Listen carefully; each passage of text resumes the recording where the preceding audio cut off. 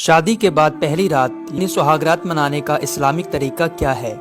आज की इस वीडियो में हम आपको पूरी डिटेल के साथ एक एक बात बताएंगे कि आपको शादी के बाद पहली रात कैसे मनानी है, कौन कौन से काम आपको करने हैं और कौन कौन से काम आपको नहीं करने हैं। तो इस वीडियो को छोड़कर आप कहीं भी ना जाएं, पूरी वीडियो देखें और अच्छे से समझें।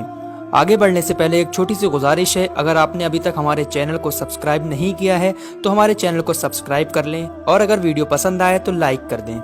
शादी करना सुन्नत है और इस्लाम का एक हिस्सा है। अगर कोई शख्स बिना किसी जायज़ वजह के शादी नहीं करता या शादी करने में देरी करता है तो ये इस्लाम के खिलाफ है। इसलिए हर एक इंसान को शादी करनी चाहिए। जिन लोगों की शादी होने वाली होती है उनमें से बहुत सारे लोगों के दिमाग में कुछ सवाल होते हैं कि इस्लाम के हिसाब से शादी के बाद पहली रात में क्या करना चाहिए, इसको मनाने का इस्लामिक तरीका क्या है। हम यहाँ पहली रात की कुछ बातें करेंगे, लेकिन आपसे गुजारिश है कि आप इन बातों को सिर्फ इस्लामिक तरीका समझने की नीयत से ही सुनिएगा। दिल में कोई गंदगी ना रखें और ना ही कोई गलत कमेंट करें। हमारा मकसद सिर्फ उन लोगों को इस्लामिक तरीका बताना है जिन लोगों को इसमें मालूमात कम है। तो चलिए शुरू करते हैं।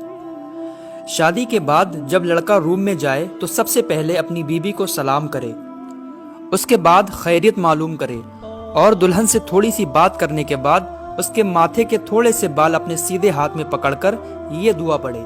यहाँ पर रोककर मैं आपको अपने नबी का एक फरमान सुना दूं। हुजूर सल्लल्लाहु ताला अलैहि वसल्लम ने फरमाया, जब कोई शख्स निकाह करे और पहली रात में अपनी बीवी के पास जाए तो नरमी के साथ अपनी दुल्हन की पेशानी के थोड़े से बाल अपने सीधे हाथ में पकड़कर ये दुआ पढ़े। स्क्रीन पर आपको जो दुआ दिख रही है यही दुआ पढ़ना है आपको। इस दुआ का मतलब ये है कि ऐ अल्लाह, मैं तुझे इसकी यानी अपनी बीवी की भलाई और खैरो बरकत मांगता हूँ और उसकी बुरी आदतों की भलाई और तेरी पनाह चाहता हूँ, इसकी बुराई और फितरी आदतों से। अबू दाऊद की हदीस पाक है ये, जिल्द नंबर 2 पेज नंबर 150, और ये हदीस पाक बुखारी शरीफ की जिल्द नंबर 3 सफ़ा नंबर 473 में भी मौजूद है। और एक बहुत ज़रूरी बात, पेशानी के बाल पकड़कर दुआ करने से पहले अपनी बीवी को इस बारे में बता दें कि ये हुजूर सल्लल्लाहु ताला अलैहि वसल्लम का हुक्म है, वरना जिस लड़की को मालूम नहीं होगा वो कुछ गलत ना समझने लगे। इसलिए मैं लड़कियों से भी गुजारिश करता हूँ कि इस वीडियो को अच्छे से देखें और अपने नबी के इस फरमान को समझ लें। इसके बाद अगर आपने वुजू ना किया हो तो वुजू कर लें और 2 रकात नफिल अल्लाह का शुक्र अदा करने और अल्लाह से दुआ करने के लिए पढ़िए। आपको जमात बनाकर नमाज पढ़नी है, यानी लड़का आगे इमाम बनकर खड़ा हो और लड़की उसके पीछे खड़ी हो और दोनों साथ में नमाज पढ़ें। आपको नमाज की नियत इस तरीके से करनी है। नियत की मैंने 2 रकात नमाज नफिल शुक्राने की वास्ते अल्लाह ताला के, मुँह मेरा काबे शरीफ की तरफ, अल्लाहु अकबर। फिर हमेशा जैसे नमाज पढ़ते हो वैसे ही नमाज पढ़ें। फिर नमाज के बाद शादी साथ खैरियत से होने के लिए अल्लाह का शुक्र अदा कीजिए और ये दुआ कीजिए कि अल्लाह इस शादी को कामयाब बनाए, आगे भी हंसी खुशी रखे, बच्चे नेक दे। और इस तरह भी दुआ कर सकते हैं कि ऐ अल्लाह, तेरा शुक्र और एहसान है कि तूने हमें ये दिन दिखाया, हमें इस खुशी और नेमत से नवाजा और हमें अपने हबीब सल्लल्लाहु ताला अलैहि वसल्लम की सुन्नतों पर अमल करने की तौफीक अता फरमा। ऐ अल्लाह, हमारी इस खुशी को हमेशा ऐसे ही कायम रख, हमें मेल मिलाप और मोहब्बत के साथ जिंदगी गुजारने की तौफीक अता फरमा। या रब्बे कदीर, हमें नेक और फरमा बरदार औलाद अता फरमा। और भी आप अपने हिसाब से जो भी दुआ करना चाहते हैं कर सकते हैं। दुआ करने से पहले भी दुरूद पाक पढ़ लें और दुआ के बाद भी दुरूद पाक जरूर पढ़ लें।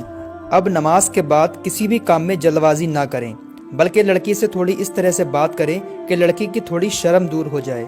थोड़ा अपने बारे में बात करें, थोड़ा उसकी सुने। जब लड़की की थोड़ी शर्म दूर हो जाए और आप साथ में सोने का इरादा कर लें तो उससे पहले ये दुआ ज़रूर पढ़ लें, यानी हम बिस्तरी करने से पहले आपको ये दुआ ज़रूर पढ़नी है। इस दुआ का तर्जुमा ये है, अल्लाह के नाम से, ऐ अल्लाह, दूर कर हमसे शैतान और मरदूत को, और दूर कर शैतान और मरदूत को उस औलाद से जो तू हमें अता करेगा।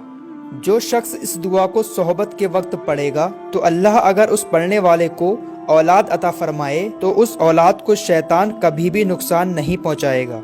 ये भी बुखारी शरीफ की हदीस पाक है, जिल्द नंबर 3 सफ़ा नंबर 85 और एक ज़रूरी बात, जो पेशानी के बाल पकड़कर आपको दुआ पढ़नी है, जो मैंने पहले दुआ बताई थी, वो दुआ सिर्फ आपको पहली ही रात में पढ़नी है।